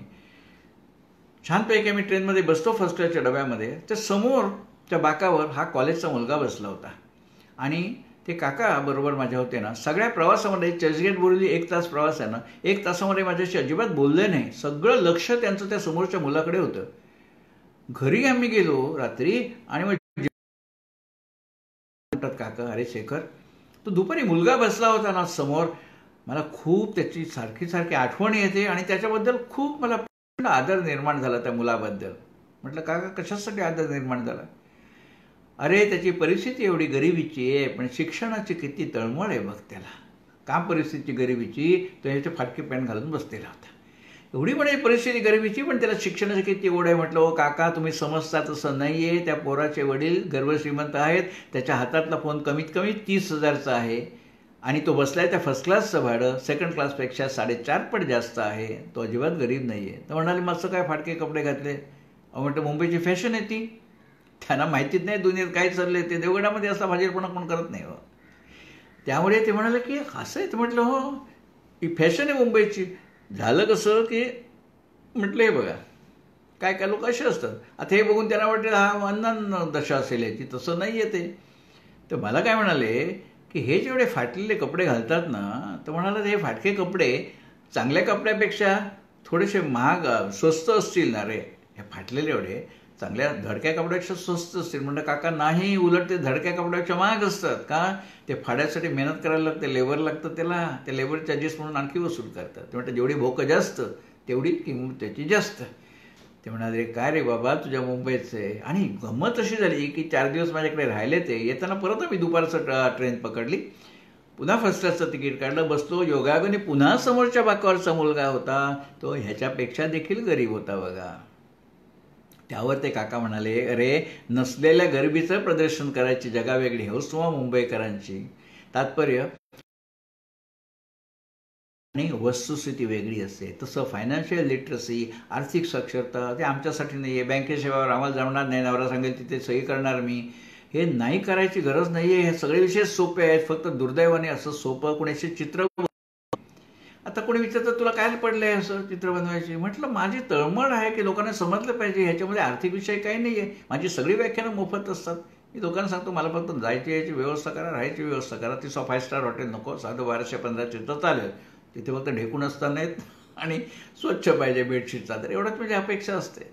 त्यामुळे किती होतं, पैशाचा व्यवहार आला ना की होत नाही. म्हणून मी का चित्र बनवतो असं की विषय समजायला खूप सोपा जातो. आता मगाशी तुम्हाला म्हटलं मी की आर्थिक विषयाच्या व्याख्याला माणसं कमी येतात म्हणून. बरं, मी अमरावतीला गेलो होतो. ते गृहस्थ चांगले होते, रिटायर्ड लेक्चरर प्रोफेसर होते. मला म्हटलं ठाकूर तुम्ही काय सांगितलं की आर्थिक विषयावरती लोक भाषणाला येत नाहीत वगैरे. म्हटलं वस्तुस्थिती आहे, गाण्याचा कार्यक्रम असेल की झुंडीने जातात, आर्थिक विषयावरती कमी येतात. मग म्हणजे तुमची तर 1625 व्याख्यानं झाली, मग तुम्ही असं कसं म्हणता? अहो म्हटलं लोक येत नाहीत म्हणून 1625 झाली. ते जर आले असते चांगल्या संख्येने ना तर 10,000च्या वर झाले असते आत्तापर्यंत. त्यामुळे मी म्हणतोय स्टेटमेंट खरंच आहे की लोकांमध्ये तेवढी महत्त्व दिलं जात नाही त्या गोष्टींसाठी. तर अशा प्रकारे आपण समजत असतो याला MBA पाहिजे वगैरे काही असत नाही. पण एकूणच आर्थिक साक्षरता खूप कमी. आता हे तुम्हाला उदाहरण सांगतो ना, ते घडलेलं आहे. ही सगळी मी उदाहरणं देतो ती घडलेली असतात. मला वरती बरीच चित्र फोटो दिसत आहेत, पण सगळे मला वाटतं एक विलास महाडिक काही काही चेहरे ओळखीचे असतात, पण बारीक असल्यामुळे मला ते सगळ्यांचं दिसत नाही आहे. असो, विलास महाडिक हे उत्तम फोटोग्राफर आहेत. तर हे तुम्हाला दाखवतो, हे घडलेली घटना आहे. एक पती पत्नी अतिशय सुखाने संसार चालला आहे. तर एका वाढदिवसाला पतीने सांगितलं बायकोला की या वाढदिवसाला तुला मी काहीतरी द्यायचं आहे. काय देऊ? एकतर तुझी मी 30 लाखाची विमा पॉलिसी काढतो तुझ्या नावाची, किंवा तुझ्या नावाने 5 लाख रुपये बँकेमध्ये मुदत ठेव म्हणून ठेवतो. तर काय करू? तू सांगशील ते. आता मला सांगा, त्या दोघांनी, ती म्हणाली असेल बा मला काय कळतं याव त्याव सगळं, पण त्याने काय केलं मग? आकडा बघा, 5 लाख फिक्स डिपॉझिटमध्ये ठेवणार किंवा 30 लाखाची पॉलिसी तिच्या नावाची करणार. तर 30 आकडा मोठा दिसतो, कोणी म्हणेल 30 लाखाची पॉलिसीच करा म्हणून. त्यांनी तेच सांगितलं. नंतर ज्यावेळी तुम्हाला भेटली, म्हटलं तुम्ही काय केलं? आता बघा, ह्या नवरा बायकोमध्ये नवरा नोकरी करतो, बायको नोकरी करत नाही, गृहिणी आहे. विमा पॉलिसी आपण कशाला काढतो? जर आणीबाणीच्या वेळी करता मनुष्य तर मागच्या लोकांचे हाल होऊ नयेत म्हणून पॉलिसी काढतो ना. म्हणजे पॉलिसी कोणाची काढायची? कमवत्या माणसाची पॉलिसी काढायची. नवरा कमवतोय, नवरा नोकरी करतोय, बायको गृहिणी आहे, नोकरी करत नाही. मग बायकोच्या नावाने पॉलिसी काढण्यामध्ये काय पॉईंट आहे मला सांगा? उद्या जर तिचं निधन झालं दुर्दैवाने, तर ते हिला नवऱ्याला मिळणं ठीक आहे, पण नवरा कमवता आहे, उद्या दुर्दैवाने नवऱ्याचं निधन झालं तर हिला काय मिळणार? काहीच मिळणार नाही आहे, कारण पॉलिसी हिच्या नावाची आहे. ही गेली तर नवऱ्याला पैसे मिळणार, पण नवरा कमवता गेला जर तर हिला काहीच मिळणार नाही. म्हणून पॉलिसी कोणाची काढायची? कमवत्या माणसाच्या नावाने पॉलिसी काढायची. हे कसं झालं की काहीतरी बायकोला मी काहीतरी दिलं म्हणून समाधान, तुझ्या नावाची 30 लाखाची पॉलिसी आहे, पण त्याचा अर्थ काय होतो हा नाही नवऱ्याला कळला, नाही बायकोला कळला. म्हणजे जी आर्थिक असाक्षरता ती ही आहे ना. आता ह्याच्यात कसं झालं, एजंटने विमा पॉलिसी उतरवली ती नवऱ्याच्या नावाने की बायकोच्या नावाने, त्याला त्याचं कमिशन मिळालं ना, ही इज हॅपी, त्याला काही फरक पडत नाही. पॉलिसी काढली, तो तुमचं लोकशिक्षण करायला बसलेलं नाही एजंट, हे आपल्याला कळायला पाहिजे. त्याऐवजी समजा 5 लाख रुपये ठेवले असते, ते 5 लाख तरी नवरा गेल्यावरती 5 लाख त्याला निदान ह्याच्या नावावर ठेवलेले तेवढे तरी उपयोगी पडले असते तिला. आता कसं होणार, नवरा गेला, विमा पॉलिसी हिच्या नावाने, हप्ता कोण भरणार? ही भरणार. ही नोकरी करत नाही, कुठून हप्ता भरणार? कर्जाकडून भरणार का? म्हणजे आपण काय करतो याचा विचार कोणी करत नाही. एवढ्या प्रचंड प्रमाणामध्ये शिकल्यास आर्थिक असाक्षरता आहे. म्हणून हे कार्यक्रम यासाठी करतो की अनेक विषय तो सगळे बोलून होत नाही. त्या डिजिटलचे माझा पूर्ण कार्यक्रम असतो, भीमरूपी महामुद्रा म्हणून. फसवे मेल, फसव्या व्हॉट्सअप, फसवे फोन येतात, त्याच्यावरचा कार्यक्रम माझा असतो, सावध तो सुखी. अनेक विषय आहेत, पण तात्पर्य तसं एक निघतं की कोणी मनुष्यानं हे सगळं ऐकायला तयार असत नाही. आता अनेक ठिकाणी पेपरात येतं, परत कुडाळला ही बातमी आली होती, कोणीतरी दुकान उघडलं आणि म्हणे शेअर मार्केटमध्ये गुंतवणूक करा, तुम्हाला 60% व्याज देतो. आता मला सांगा, 60% व्याज वर्षाला बँका किती देतात तो एका वर्षाला? 6.5%, 7%, डोक्यावरून पाणी. 7% ठिकाणी 60% हा कुठून देणार व्याज? पण लोकांनी ठेवले कुडाळमध्ये आणि मग तो पळून गेला. कोल्हापुरात सुद्धा असं झालं होतं आणि या सगळ्या बातम्या पेपरात येतात.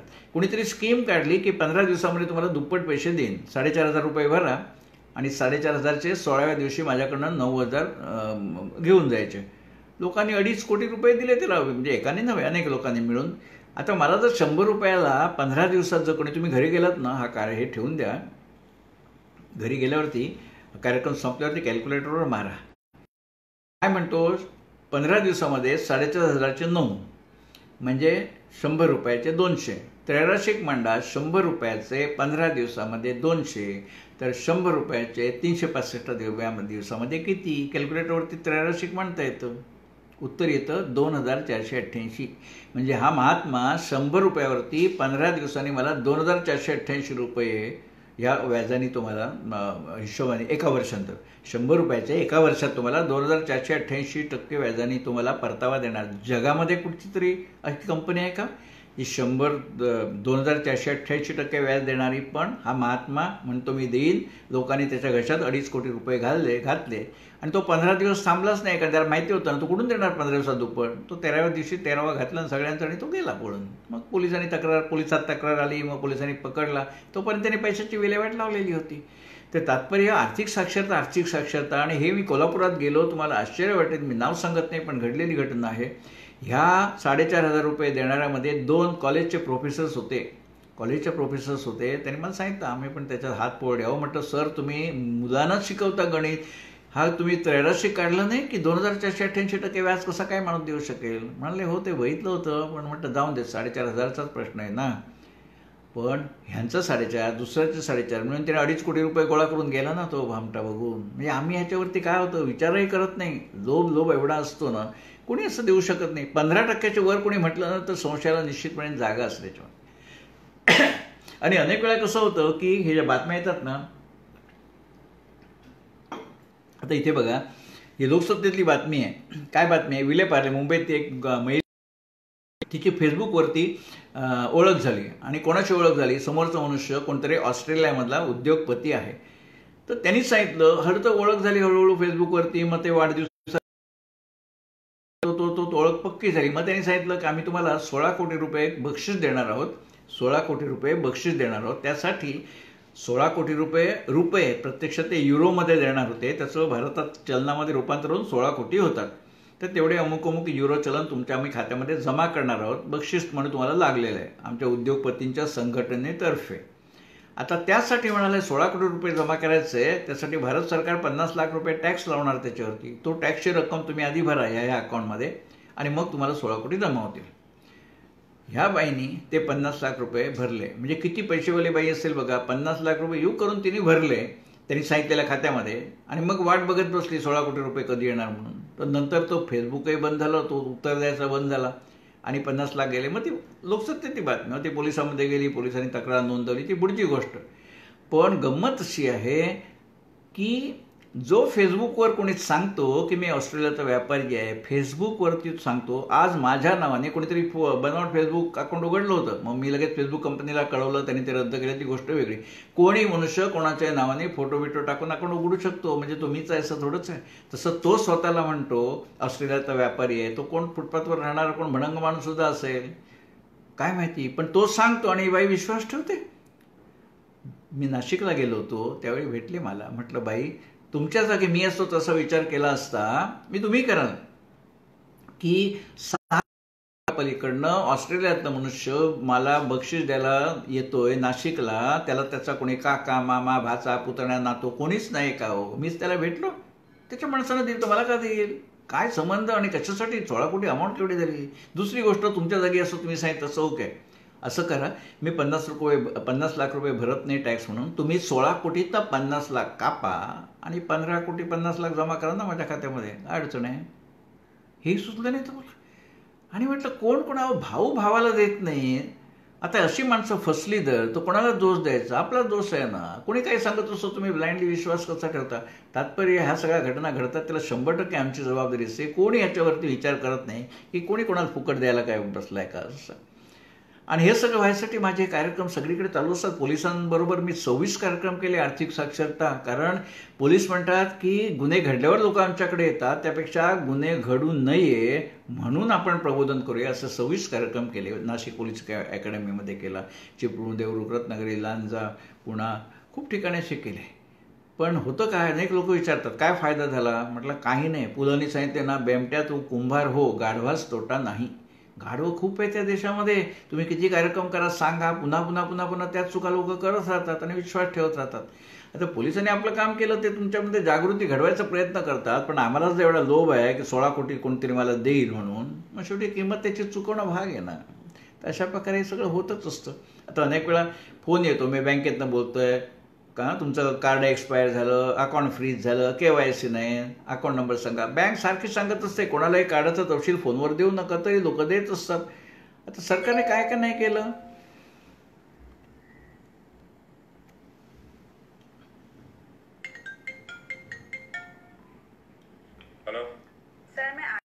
हा कार्यक्रमाचाच भाग आहे बरं का, 1 मिनिटाचा. OTP आया होगा वो हमसे शेयर करें वरना आपका कार्ड ब्लॉक हो जाएगा. जी ओके. 102030. सर ये गलत OTP है. 203040. सर ये भी गलत है. क्योंकि मैं जानता हूं आप कौन. आता अशा प्रकारे आपण बघितलं की सारख्या बँका सांगत असतात मेसेज पाठवून की बाबा तपशील देऊ नका, आम्ही तपशील विचारत नाही, जे काही डोकं फोडायचं त्या ब्रँचमध्ये देऊन फोडा, तरी सुद्धा लोक देत असतात. आणि मग कोणतरी तुमची माहिती घेतो आणि मग पैसे खात्यातनं जातात. दोष कोणाचा, आपला दोष आहे. त्याच चुका लोक करत असतात. आणि दुसरी गोष्ट काय, ते तर व्हॉट्सअप वगैरे इतकं अतिरेक झालं ना, ते व्हॉट्सअप हे ना आता 5% वापर नाही 95% गैरवापर असं झालं आहे. तर सारखा तो ताप असा असतो, असे मेसेज येत असतात, सुविचार येत असतात. त्यांनी कोणाचं जीवन भलं होत नाही. तसे सुविचार ऐकून कोणाचं भलं होतं आहे का. मला जे भोगायचं आयुष्यात ते भोगायचंच लागणार आहे, पण तो मारा आपल्याकडे चालू असतो. बरं कोणीतरी मेसेज पाठवला, आमच्याकडे प्रतिवर्षाप्रमाणे उदक शांत संपन्न झाली. आता तुझ्या घरी उदक शांत संपन्न झाली, आमचा काय संबंध मला सांगा. तुझी व्यक्तिगत बाब आहे, नाही आम्हाला कशाला ताप त्याचा फोटो पाठवून. परत ते सगळे आपण डाउनलोड करत असतो. परवा कोणीतरी पाठवलं, माझ्या सहधर्मचारिणीने आज मोदक केले आणि त्या मोदकाचा फोटो टाकला. प्रश्न असा आहे की तुझ्या बायकोने मोदक केले, त्याचा आमच्याशी काय संबंध. आम्ही रिक्षा करून मोदक खायला येणार का तुझ्या घरी. एवढी बायको कौतुकाची तर एक शालू घेऊन दे ना. आम्हाला ताप का, हा सगळे ते डाउनलोड होणार, मग ते डिलीट करत राहा. एवढी बायको कौतुकाची आहे, तिला पैठणी घेऊन दे. तो आदेश बांदेकर किती जणींना देणार आहे. हे असलं काय ते लोक करत राहतात. आणि काय होतं मग ते गुड मॉर्निंग गुड नाईट वगैरे सगळं चालू असतं. आज अमुक डे तमुक डे, फादर्स डे, मधमाशी डे, काय असं. आणि ह्याच्यामध्ये काय होतं माहिती आहे का, शेवटी एकच गोष्ट होते, मोबाईलचा बेसुमार वापर झाल्यामुळे मोबाईल कंपन्या श्रीमंत होतात. मोबाईल कंपन्या श्रीमंत होतात कारण कसा, हे सारखे व्हिडिओ डाउनलोड करायचे, ते डिलीट करायचं एक काम होऊन बसतं. आणि पुन्हा 199चा पॅक पुरत नाही, 299चा तो पुरत नाही, 599चा. कंपन्या बसल्याच आहेत ना. तर तात्पर्य हे सगळं जे आहे ना, मोबाईलचा गैरवापर जास्त आहे त्याच्यापेक्षा आणि वापर कमी आहे. आणि कसं होतं, दुसरं एक सांगतो की आणखी सगळ्यात एक वाईट गोष्ट होती अशी की ग्रुप असतात ना, ग्रुपमध्ये माझं सांगतो, माझ्याजवळ 23 ग्रुप्स आहेत, म्हणजे जिथे मी मेंबर न बनता त्याने बनवून घेतलेला. त्यातले 98% मेसेज फालतू असतात, ज्याला काही अर्थ असत नाही. त्यातले 25% रिपीट असतं, तोही फॉरवर्ड करतो. एक मेसेज 15 वेळा फॉरवर्ड होतो. ते डिलीट करायचा उद्योग बसलेला असतो. ग्रुपमध्ये बाहेर पडतं वाईट पडतं, काय ठाकूर तुम्ही आता ग्रुपमध्ये बाहेर पडेल, पण झक मारत ते चालू ठेवायला लागतात. पण एवढा न्यूजन्स होतो ते डिलीट करायचं, न्यूजन्स होतो. आणि महत्त्वाचं म्हणजे एकाचा समजा ग्रुपवर 250 माणसं असतात, एका माणसाला समजा आज वाढदिवस आहे त्याचा, तर ॲडमिन टाकतो की ह्याचा वाढदिवस आज आहे. उदाहरणार्थ माझा वाढदिवस आहे, ॲडमिनने टाकलं आज चंद्रशेखर ठाकूरांचा वाढदिवस आहे. आता चंद्रशेखर ठाकूरला त्या 250पैकी समजा 25 लोक ओळखत असतील. ग्रुपमध्ये काय सगळी लोक एकमेकांना ओळखत नाही, मला ओळखणारे 250पैकी 25 असतील. त्या 25 लोकांनी मला व्यक्तिगत मेसेज करावा ना, ठाकूर वाढदिवसाच्या शुभेच्छा. कारण मी गळ्यातला हार आहे, ताईत आहे, तर माझा नंबर त्यांच्याकडे असला पाहिजे ना. नसेल तर मी त्यांच्याशी एवढे परिचितच नाही आहे, सोडून द्यायचं ना. हे लोक काय करणार, 25 लोक ग्रुपवरती वाढदिवसाच्या शुभेच्छा पाठवणार. आता त्या शुभेच्छा वाढदिवसाच्या ग्रुपवर पाठवल्यामुळे 250 लोकांपर्यंत त्या गेल्या. 250 लोकांचं काम झालं की ते डिलीट करा. आणि एका दिवसामध्ये 25 लोकांचे वाढदिवस असले तर 25 गुणले 25, किती काम होते डिलीट करायचं. प्रश्न असा आहे की जर तुमचा वाढदिवस आहे, लोकांना तुम्हाला जे ओळखतात ना त्याने व्यक्तिगत पाठवावं ना. ग्रुपवर कशाला डोकं पडायचं. अहो, इतर लोकांना ताप होऊन बसतो तर डिलीट करता. आणि दुसरी गोष्ट, मी जर तुम्हाला ओळखत नसेल ना तर कशाला शुभेच्छा देता, केवळ ॲडमिनने टाकलं म्हणून. पण बिनडोकपणाचा कळसा ग्रुपवरती लोक करतात वाढदिवसाचा. अक्षरशः वाद येतो, वाद. हल्ली मी काय केलं, एक BSNLचा नंबर घेतला आहे आणि सगळ्यांना मी सांगतो माझा व्हॉट्सअप नंबर हा आहे, त्याच्यावरती काय ते पाठवत राहा. आयुष्यात बेगडूनसुद्धा बघत नाही ते. आणि ठराविक लोक जे आहेत ना, जिथे उदाहरणार्थ वैद्य सुविधाई दामले कुडाळ, ते म्हणतात फालतू पोस्ट पाठवायचे नाहीत, आजाराची पोस्ट तुम्ही बरं नाही आहे ते पाठवा फक्त. अंडूपंडू करायसाठी माझा हा ग्रुप नाही. आणि जर कोणी केलं तर त्याला तात्काळ डिलीट करतात ग्रुपमधून, आणि ज्यांनी त्याला सजेस्ट केलं आहे त्याला पण डिलीट करतात. एवढं स्ट्रिक्ट राहिलं की लोक शाळेसारखे होतात. असेच ग्रुप मी ठेवलेत. बाकी सगळ्यांना ते एक BSNLचा नंबर देऊन टाकतं. कारण तेच फॉरवर्ड मेसेज येत असतात, वाचूनही कोणी बघत नाही. हा मेसेज आला आहे ऑलरेडी, पुन्हा किती वेळा करत राहायचं. आणि त्यामुळे वाढदिवसाचाही जरा भयंकर प्रकार येतो. त्यामुळे मी सांगतो की हा मोबाईलचा 95% जो गैरवापर आहे ना, त्यामुळे मोबाईल कंपन्या फक्त श्रीमंत होतात. मित्र, माझा साधारण 1 तासाचा कार्यक्रम होता. आता 59 मिनटं झालेली आहेत. मी आता थांबतो, कारण हा सगळा टेलरमेड प्रोग्राम असतो. ज्यावेळी 1.5 तास असतो त्यावेळी मी आधीच सांगतो 1.5 तासाचा आहे म्हणून. तर हा माझा मोबाईल नंबर आहे. नेहमी कसं असतं, तर हा माझा 9820389051 हा मोबाईल नंबर आहे. आणि CS.Thakur1302 Gmail ID आहे. आणि माझे सगळे जे कार्यक्रम होतात ना, ते कार्यक्रम आत्ता हा कार्यक्रम झाला ना, मग तो झूमवरती असेल, गुगल मीटला असेल, फेसबुकवरती असेल. माझी पद्धत अशी आहे की हा कार्यक्रम झाला की साधारणपणे पुढच्या 3 तासामध्ये हा कार्यक्रम माझ्या यूट्यूबला जातो. यूट्यूबला माझं चॅनल आहे, यूट्यूब चॅनलचं नाव आहे तेच चंद्रशेखर ठाकूर. तर त्या चॅनलला तुम्ही गेलात की सगळे झालेले कार्यक्रम तिथे असतात. ते तुम्ही नंतरही बघू शकता सवडीने. आज मला जवळजवळ 15 लोकांचे मेसेज आले की माझा कार्यक्रम आहे, मी नोकरीवरती आहे, मला बघता येणार नाही, घरी काय फंक्शन आहे, तर काय करू. म्हटलं संध्याकाळी 4 वाजेपर्यंत यूट्यूबवरती माझं चॅनल आहे, तिकडे हा कार्यक्रम गेलेला असेल. तिकडे गेला की कसं यूट्यूबवर सावकाशीने बघता येतो. आत्ता थोडा बघितला, जेवल्यानंतर थोडा बघितला, उरलेला उद्या बघितला, ते सोयीचं पडतं. सगळ्यांना फेसबुक ऑनलाईन बघता येत नाही. तर त्यासाठी मी हे ठेवलेलं आहे. आणि माझ्याशी संपर्क कोणीही कधीही साधू शकतो. त्यासाठी हा व्हॉट्सअप नंबर आणि मोबाईल नंबर तोच आहे, 9820389051. शिवाय फेसबुकवर पण देखील कोणी माझ्याशी संपर्क साधू शकतो, तिथे मी उत्तर देतो. आता कसं झालं आहे की हा कार्यक्रम चालू असताना कॉमेंट बॉक्समध्ये अनेकांच्या कॉमेंट्स आलेल्या आहेत. त्यात मी कार्यक्रम संपला की त्या सगळ्या कॉमेंट बघणार आणि प्रत्येकाला स्वतंत्रपणे त्याचं मी उत्तर देणार. आणि आता मी थांबतो इथे. हे कार्यक्रमाचे चालूच असतात. कधी माझ्या फेसबुक अकाउंटवरून असतात, कधी फेसबुक पेजवरून असतात, कधी कोणी ते आयोजक असतो. आता मराठी संवर्धन मंडळ, परवा कोकण मराठी साहित्य परिषद, असे वेगवेगळे आयोजक असतात. ते त्यांच्या पेजवरून कार्यक्रम होतात. पण कार्यक्रम आहे ही माहिती मी माझ्या पेज अकाउंटवरून पण देत असतो. शिवाय माझ्या स्टेटसमध्ये टाकलेलं असतो, जेणेकरून लोकांनी त्याचा लाभ घ्यावा. मी आता इथे थांबतो, कारण पुन्हा अशाच वेळी भेटू. आता पुढचा एक कार्यक्रम माझा असाच बँकिंगसाठी आहे. अस्मी म्हणून संस्था आहे ठाण्याला, अशाच प्रकारचा तो कार्यक्रम महिलांसाठी आहे, तो फक्त महिलांसाठी आहे, तो त्यांच्या जे ग्रुपच्या सदस्यांसाठी आहे. हे कार्यक्रम होतच असतात. परत नांदेडला ज्येष्ठ नागरिक संघाने केला होता. आता हे ऑनलाईन असल्यामुळे काय कुठूनही कुठे कार्यक्रम होऊ शकतो आणि त्या निमित्ताने लोक आता आर्थिक साक्षर म्हणजे ह्या तांत्रिक साक्षर व्हायला लागलेली आहेत. अनेक वेळा सांगतात आम्ही आज पहिल्यांदाच झूम वापरलं, पहिल्यांदाच गुगल मीट वापरलं. कारण कसं होतं की करायची वेळ आलेली नसते. पण आता तर इलाज नाही, कारण जाहीर कार्यक्रम मला वाटत नाही पुढचे 6 महिने होतील आणि झाले तरी लोक जातील असं. त्यामुळे एक नवीन तंत्र आहे, आपण शिकून घेणं सोपं आहे. मी झूम कसं वापरायचं त्याचा पण असाच कार्यक्रम आज जसा केला तसा झूम कसं वापरायचं, कसं इन्स्टॉल करायचं त्याचा पण कार्यक्रम केला होता. तो पण यूट्यूब चॅनलला आहे. तर सगळे आपण ते बघू शकता. आता मी ते थांबतो. मजा आली.